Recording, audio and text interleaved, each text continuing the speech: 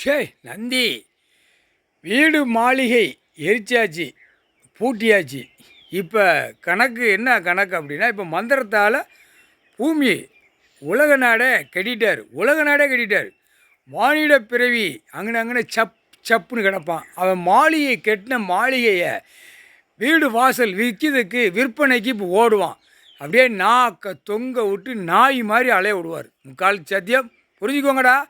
வீடு மாளிகை எல்லாமே முடிச்சிட்டாரு. எல்லாமே சப்புன்னு கிடக்கும். 2 கையை காலை தோளில் தூக்கி போட்டு, என் இடம் அங்கே வரைக்கும் இருக்குது, என் இடம் இங்கே வரைக்கும் இருக்குது, இத்தனாயிரம் கோடிமா கோடியாடா, அந்த கோடி வாயிலே வாசிச்சுட்டு போடா அப்படின்ட்டார். மந்திரத்தால் பூமியில் கட்டிட்டார். மந்திரத்தை வீசி எலுமிச்சம்பழம் கனியை வீசிட்டார். இப்போ கட்டுதார். மந்திரத்தால் கட்டுதார் பூமியை. இப்போ பார்ப்போமாடா அப்படின்ட்டார்.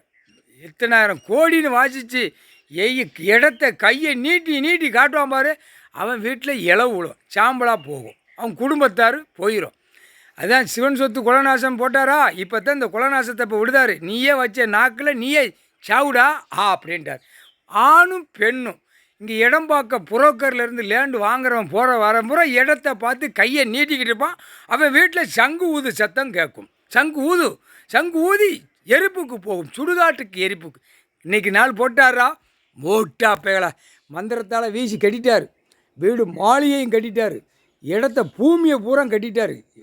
டெல்லியிலேருந்து தமிழ்நாடு வரைக்கும், தமிழ்நாடு டெல்லி வரைக்கும் கட்டிட்டார். முக்கால் சத்தியம்.